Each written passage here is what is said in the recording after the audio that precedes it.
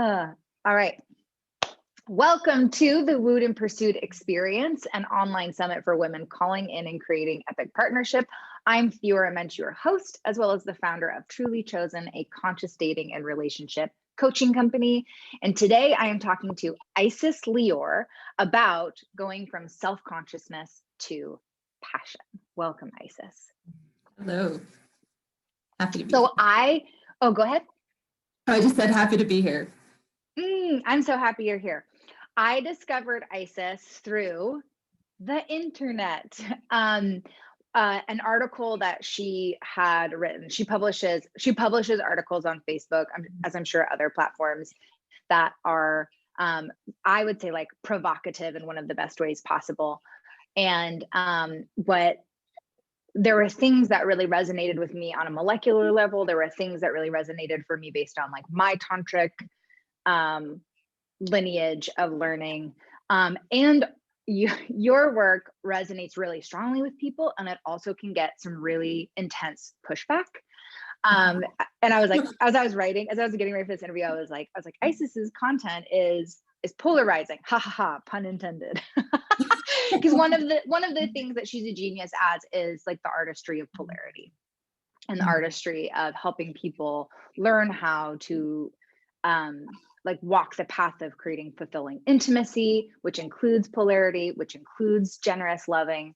And so I was really excited to have her here, not just because she teaches this stuff really well, and if you begin to follow her, you'll get to see she really walks her talk.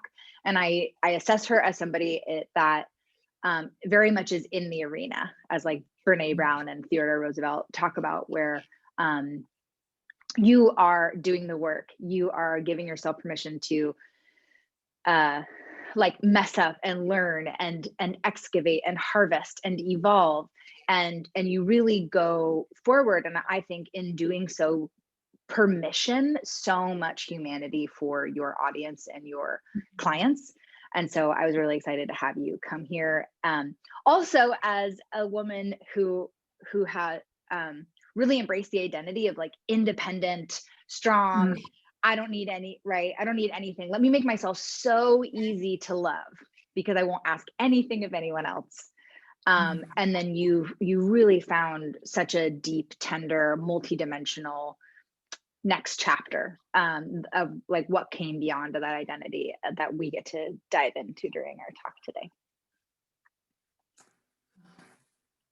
I'm really touched by that, especially when you said, I made myself a woman easy to love. And I was like, oof, that is so meaty there.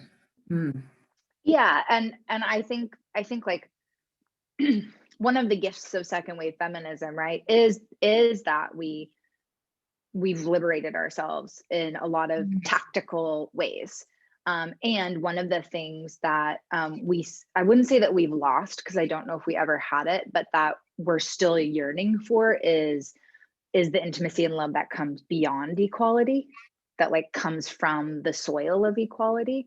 And I think that's something that you teach into with so much texture and like nuance and encouragement and like generosity. Thank you. She's like, yes, we do. Yum, yum, yum. Here we are. Cool. So like, let's just start with the basics. You gave me some really awesome questions as a jumping off point, but let's just start with the question, right? Because our audience is primarily identifies as single. So what do strong women, or how do strong women get in their own way when it comes to courtship and dating and trying to call in the partnership that they're yearning for? Well, the first thing I was really struck by was when you were talking about becoming someone easy to love, is how our relationship to ourselves is still very outside in.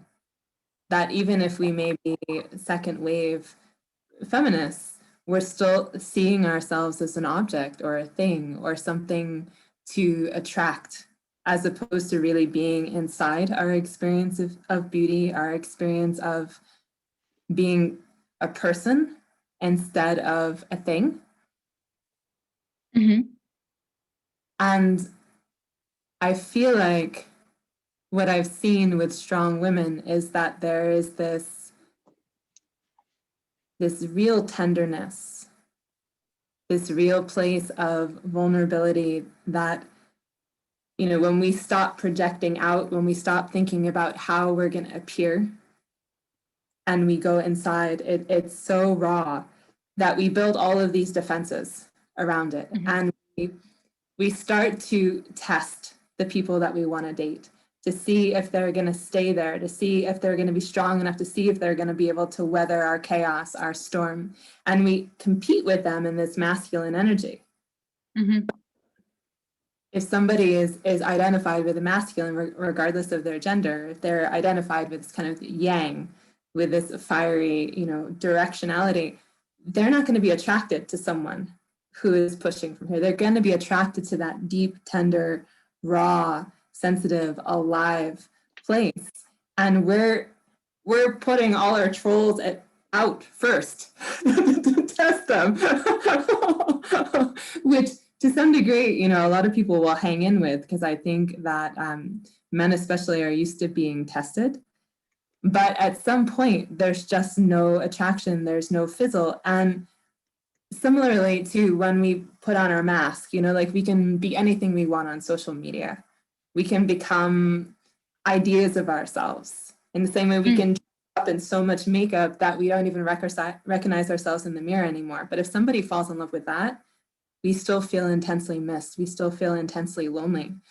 So we sabotage ourselves by throwing out, you know, the dragons and the trolls and competing from a place where we're not actually showing who we are. And then even if someone decides that they want that, we feel alone. We feel betrayed somehow, even if it's irrational, because we're doing it.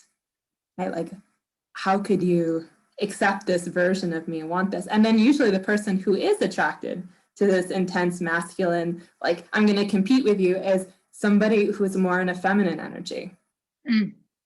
And then we're frustrated with that. Where are all the strong masculine energies out there?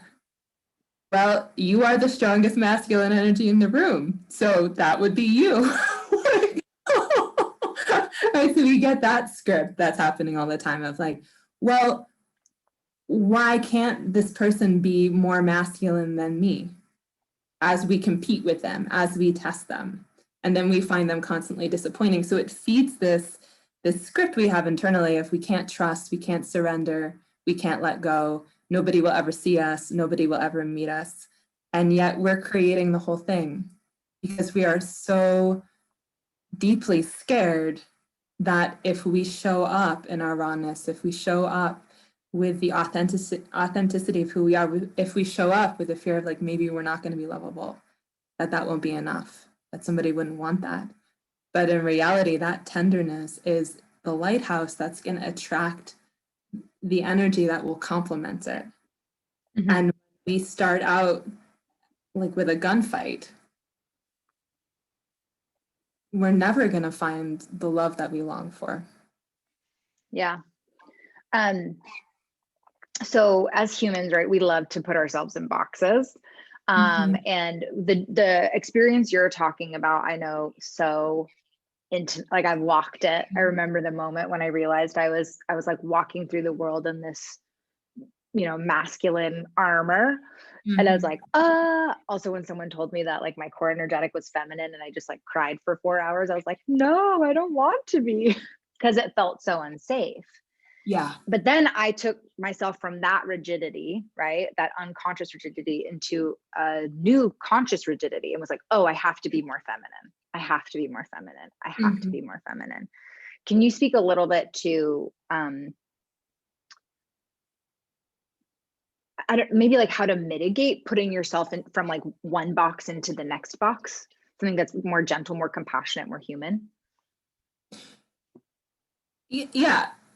Again, we're talking about these concepts of trying to become what we think we should look like, right? The outside in. And what I'm to in this conversation is the inside out experience. So dropping into the feelings, like for example, the posture of holding your palms forward and just letting the energy move through your heart and feeling that that vulnerability, that tenderness. It's not about trying to switch into anything. It's actually about allowing someone to see who you are. Mm. Right? If you feel sad, to let yourself feel sad and let that be visible. If you feel happy or if you feel delighted, to let yourself feel and express that, and to start to practice those things in your life so that you have the capacity to express it, to start to kind of unpack all the cotton and all the defenses that are on top of that, suppressing it.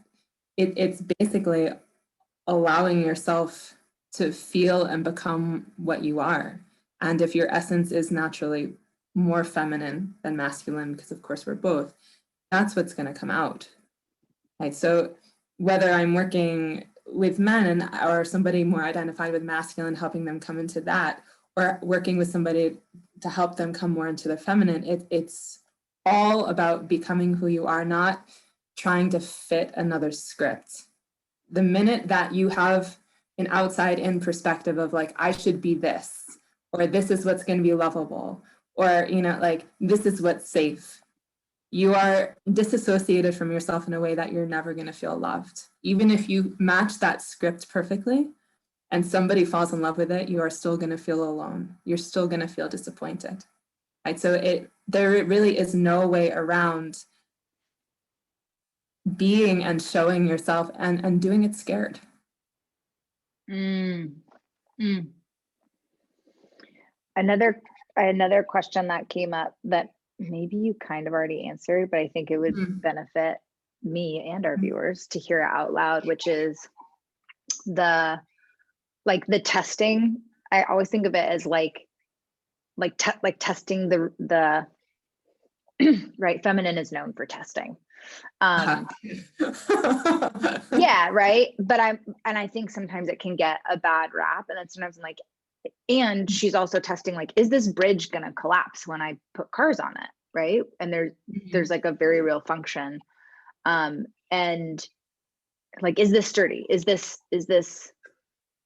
reliable? And sometimes what can get lost in the shuffle as people come on this journey is the discernment piece, right? Where it's like, so I would love to talk a little bit about that, like that interplay of trusting and surrender, which I'd love for you to talk about, and then also discernment. Yeah, I'm smiling because I have loved to test. And I'm smart and I'm wily. So I've been able to really like psych people out in the testing and prove my own theory, right? That no partner is going to be able to really deal with me or contain me or hold me. And what I've learned through that experience of consistently being disappointed is that there's two ways to test. One is going up into the head, being kind of in this place of like alarm and hypervigilance and like masculine energy of like, okay, I'm going to challenge you. I'm going to push you. What are you going to do now? What are you going to do now? Are you going to call now? And there's this feeling of fighting and fear and disconnect from my belly, disconnect from my heart, disconnect from my sexual aliveness, my sensual aliveness. Everything is pulled up. And then there's a natural, just sort of allowing something to unfold and unfurl and seeing what it is that comes from really relaxing into my body, relaxing into the back of my body, feeling support in myself, having support systems other than, you know, is this person going to be able to be what I need them to be? Like feeling into my own aliveness, feeling into my sensuality, my sexuality, and leaving space for someone to show me who they are. Right? And from that place, if I trust my core no, then I can soften and allow that to unfold.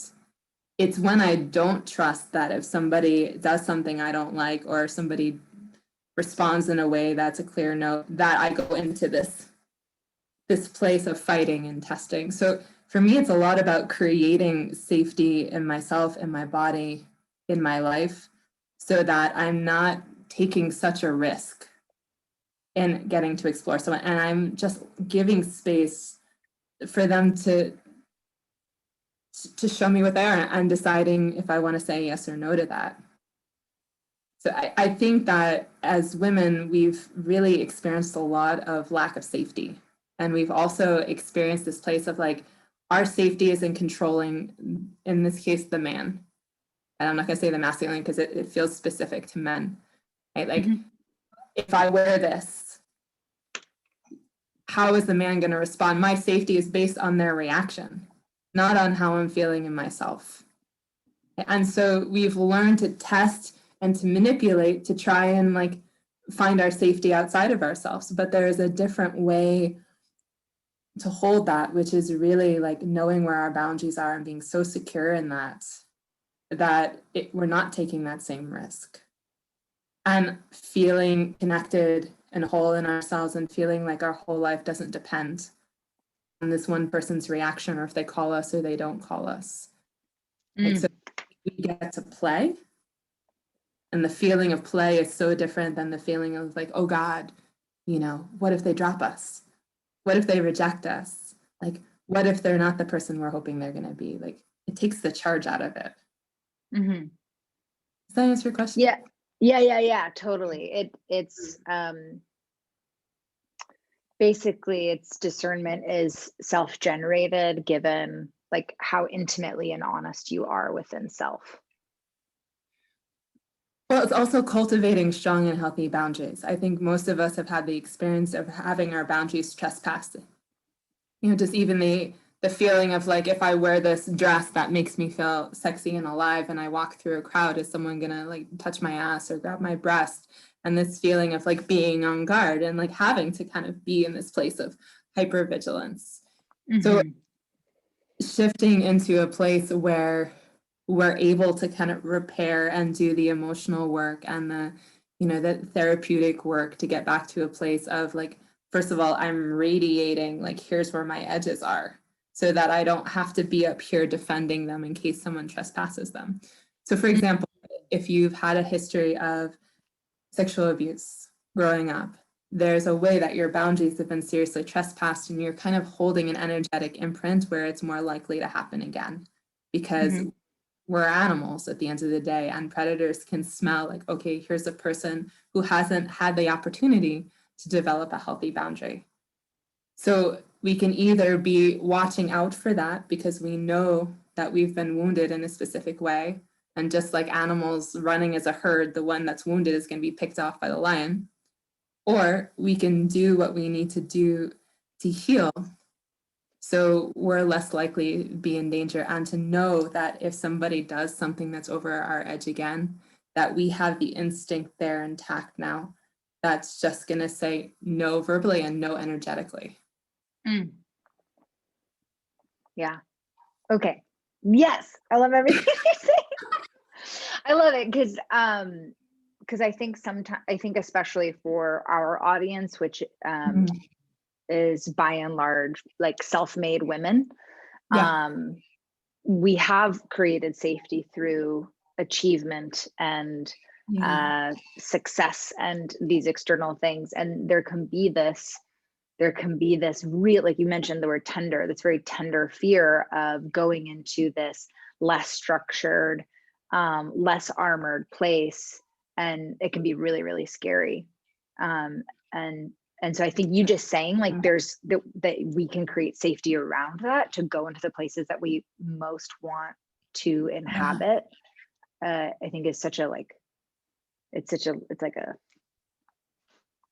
signpost, you know, it's such a like, hey, it's gonna, there's something at the other side of this tunnel. Yeah, and what you said is so poignant for me too, because I grew up in this way where I felt like I had to earn my keep. And I also had to be someone as easy as possible to love based on what I could give. And I created my life in a way where I didn't need anything because that felt safer, because I hadn't felt like my needs had originally gotten met anyway. So I didn't want to take that risk to feel that like deep pain and disappointment again. And then I created my world. You know, I ran 2 businesses by the time I was 27. I had 2 houses. Like I kind of created things where I'm like, okay, done. Got this intact. And I didn't even realize that I felt lonely because I hadn't experienced anything else. I didn't realize that I was trying to keep it together so hard because I just had been doing that my whole life. Like I thought that I was being responsible. I thought that, okay, I'm ready to be partnered because look, I've learned all this emotional language. Look, like I'm not going to need you for your money. I'm not going to need you for this. Like I really don't need very much at all.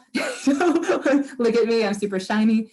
And then life just pulled the wrapping paper and just started to unwrap me. And it felt horrific. And I think a lot of people here can probably relate to that. Like when you get sick or when something happens in your life, or, you know, like financially something doesn't go the way that you think it should. And you start to actually get a sense of like what's underneath all this defense.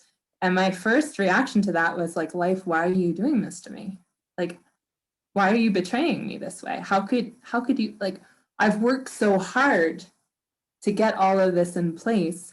And I just had like the rug completely pulled out from underneath me. And I spent a lot of time feeling like I didn't know my value anymore, wondering who I was, like wondering what would make me lovable, and actually making lists.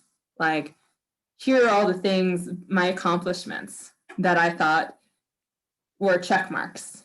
Good job, Isis. How does that translate into who I actually am? Like if I can run a business, what does that mean about the qualities of who I am now that, you know, I'm sick and my business is tanked? If I love giving, what does that mean about who I am? And actually piecing apart the essence from the accomplishments and starting to see that stripped of anything that I thought gave me value, that people still loves me. That was shocking. So when we talk about this place of just go to the most tender, deep, scary part, like of course it's not that process.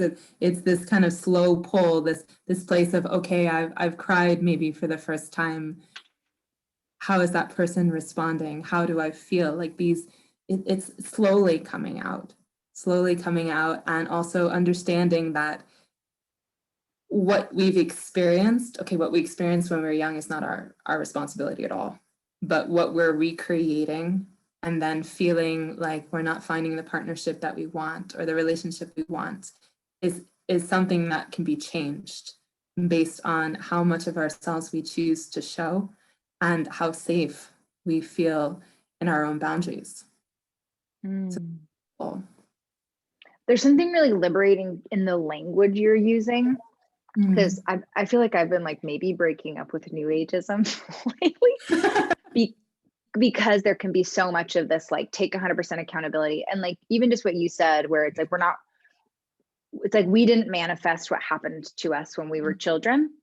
And I've seen this meme go around where it's like you're not responsible for like the original factory installed software, but you do get to be responsible for the upgrades. And the liberation I hear in your language is not that we're responsible for not having called in what we want, but that there is a path forward that provides us with actually a more enriching way to be within ourselves that will then stimulate and inspire and magnetize a kind of partnership that we're deeply craving. Yeah, and a place where we actually can be ourselves. So the invitation in romantic love is, would you like to be yourself?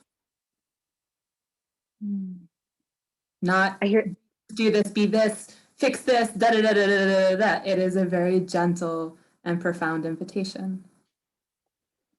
And a primal one that I think I've definitely seen it reflected in my clients, I'm sure you have too, where they say like he loves me for all of me. He loves me for who I am. He encourages me to be more of myself.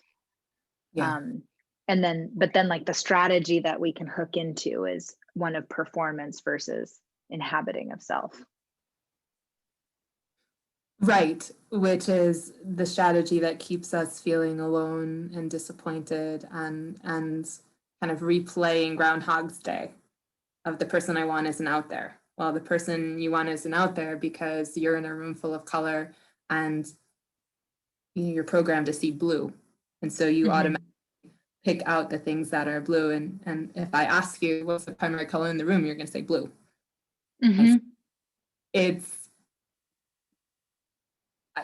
I agree. It's really liberating to know that there's more possibilities out there. I give the example of if you're in a room and you're facing a corner and I ask you to describe the room, you're going to describe the corner. Are you wrong? No. It exists in the room. But if you change your orientation, there's so much more there that's possible. Can you talk a little bit, and we touched on this earlier, but there are, and you brought it up, and I'll share. I remember when I was trying to figure out, I was at a Tony Robbins event and I was like, what energy am I? And I was like trying to fill it. It was 3 questions, right? And I'm not usually at a loss for words. And I went over to my trainer and I was like, I can't figure out, like, what's my primary energetic? And he was like, oh, honey, it's feminine. And I just was like, because the minute he said it, I felt like someone had said, hunting season's open and you are prey.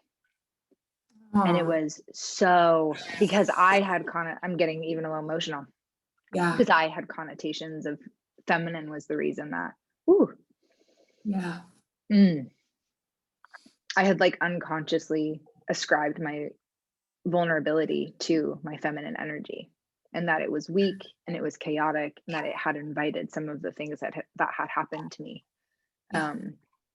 And one of the questions that you shared with me before the interview was how do you show up to this work without feeling weak and without feeling like prey? Yeah, I just want to take a second because I feel that too. I think a lot of people watching this are also going to feel that. And originally why I was in my masculine.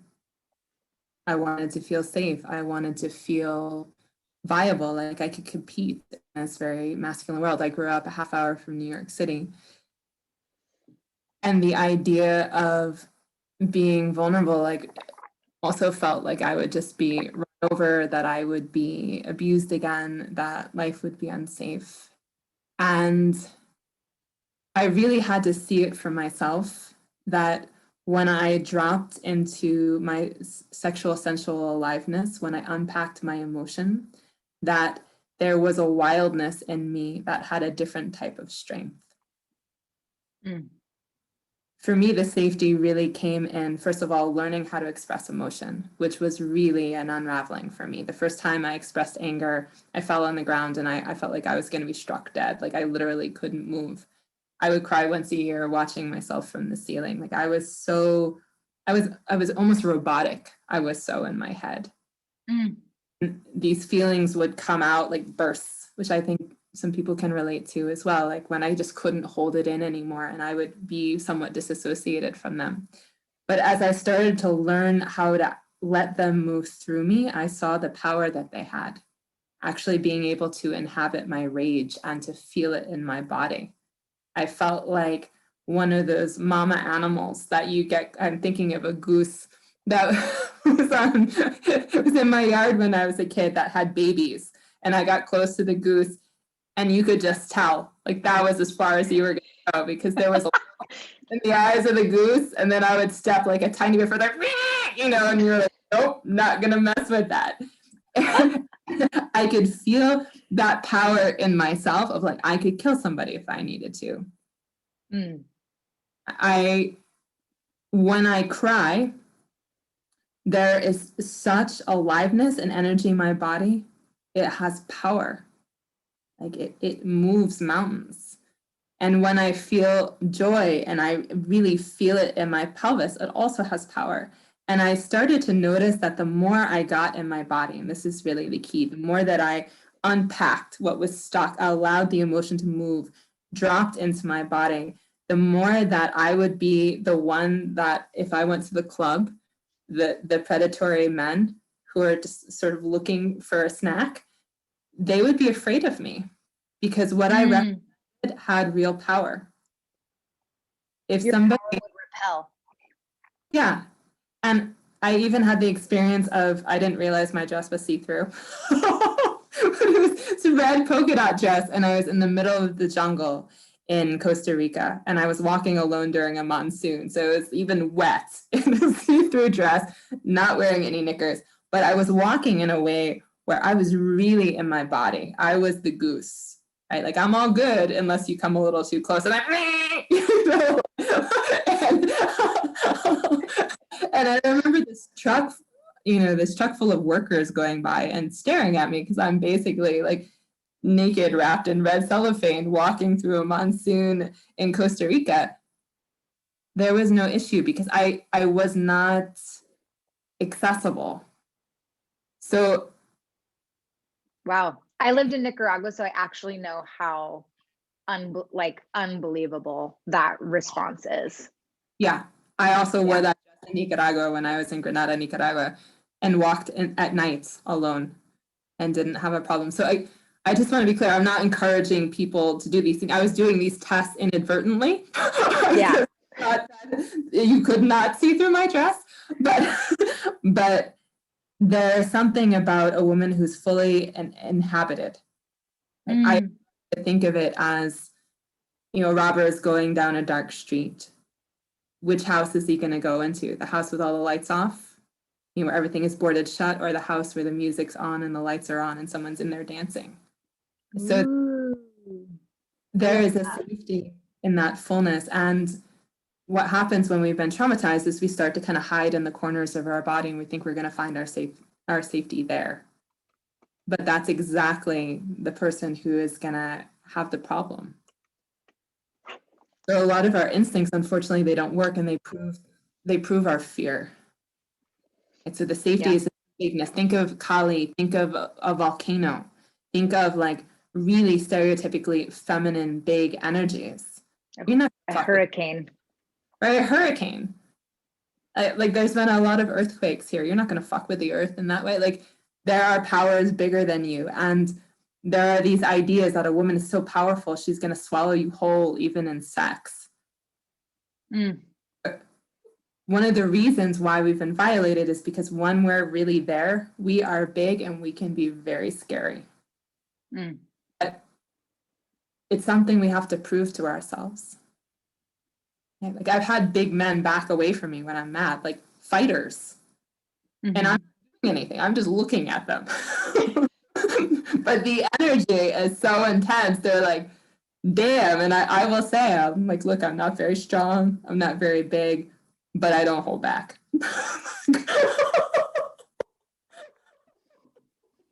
Yeah. I mean, I think the really potent takeaway, right? I mean, this conversation was designed to be talking about like moving from self-consciousness to passion, which is, we built these fortresses, very understandably so, these energetic fortresses, sometimes physical. For anybody who's watching, when Isis says she lost everything, like it is momentous how much she lost and then rebuilt from a deficit. So go to her Facebook and her platforms and learn her story more. But we've built this fortress and around something really precious and tender, and it's obvious, it's the thing that we most want to love, and it's the problem and it's the solution. It's like the coming into, this is what I'm hearing you say, right? It's like the coming into that thing that we're trying to keep everything away from, that actually brings in the intimacy and love, and like enriched living and fulfillment and that we're, and the safety. Okay, the quotable quote: there is a safety in our fullness. I was like, I am putting that on a poster and I am framing it and putting it on my wall. There's safety in the fullness. Oh my gosh. Yeah, and that's where, when we talk about going from self-consciousness to passion, self-consciousness is what we learned as little girls. What do I look like? How am I coming across? Am I lovable? What do I need to tweak? to be lovable? Do I need to do a douche? Like all of the ways that marketing tells us, be this, and then you'll be lovable. But as long as we're looking at ourselves from the outside in, there's no capacity for passion, and there's no capacity for real pleasure, because we're in a state of disassociation, and there's no capacity for intimacy. So it takes coming into our experience. Like, what if there were no mirrors? How would we be experiencing ourselves? How would we know when we were beautiful? It would be a feeling. It would be it would be through our joy, right? Like, it's something felt. And that's actually what people are really going to respond to anyway, as I've proved over and over and over again in my work. People are going to respond to your radiance. Your beauty is internal. It's different than pretty, which can be manufactured and also taken away by messing up your eye makeup, right? Like, or changing your outfit. Beauty and radiance are an internal experience. They come from, I feel really fucking here. Sorry for cursing. I don't know. Okay. I feel really here. And I'm able to connect with you because I'm here. I'm here feeling. And you're able to connect to me because I'm available not just to love, but also to be loved, which is half of love. And to create this circuit of connection.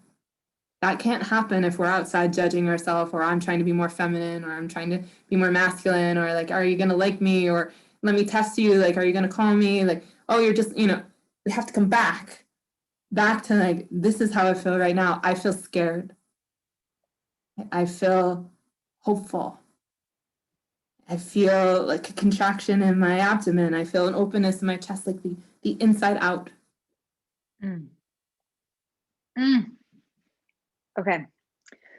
That feels like an exquisite note to end on. Oh my, there's so many great quotable quotes. Okay, I like to end these interviews with a little rapid fire questions. It's more about you, just your personal experience, your personal perspective, so that our viewers can kind of like get a little like peek into your heart and soul. So the first question is, what does partnership mean to you? For me, it's the playgrounds where I get to really see and refine who I am, and also learn how to love and be loved. Beautiful.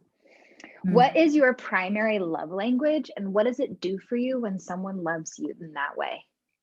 Oh, I can see it. And gives me tingles. Definitely touch. If I couldn't speak like at all and could communicate through touch, I would be fine. And what that does for me is it really makes me feel alive and like myself. If someone can speak that language where I can feel with them, I feel like we're communicating underneath the skin at the deepest level possible. And it really just feels like home. What makes you feel sexy? Ooh. Being in my body.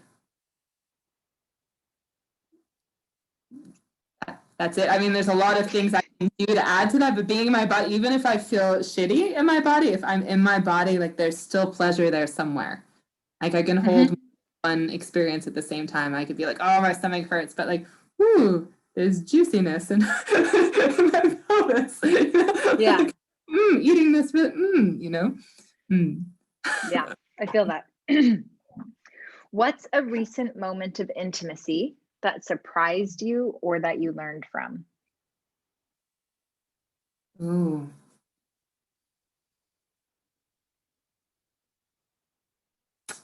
Well, I saw some of my friends on the weekends, and I hadn't seen them for a long time. I've been working a lot doing this course that I'm doing, and I felt so overwhelmed and like my stomach was not doing so well, and I cried.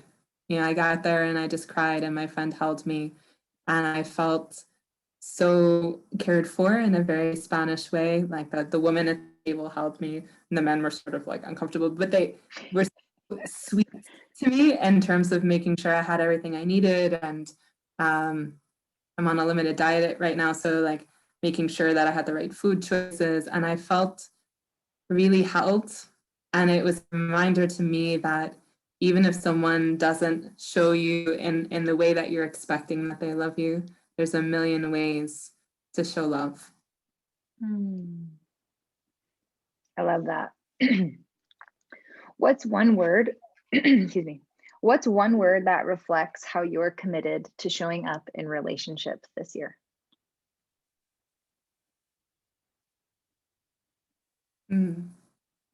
Delighted. Delighted. Woo! I love it. Beautiful. Well, to our viewers, please come into the Facebook group, tag Isis, tag me, tell us what you learned, tell us what you took away. You guys all saw me have multiple little light bulb moments. We want to hear about your light bulb moments. We want to hear if anything was confusing or doesn't make sense yet. So tag us so we can chat with you and engage. We are doing an engagement giveaway, lots of really juicy prizes. So every time you engage, you're entered to win. And if you want to come back and revisit this talk, in addition to all the other speaker interviews, there's a link right below this video. Buy the bundle, limited time only. And then lastly, come join us live on Saturday. There's an email in your inbox with the schedule, the syntax. We have talks, we have hot seat coaching, we have panels. We would love to see you there and get to give you a little bit of live love. Isis, thank you so much. This was such a wonderful conversation. Adios. Hasta luego.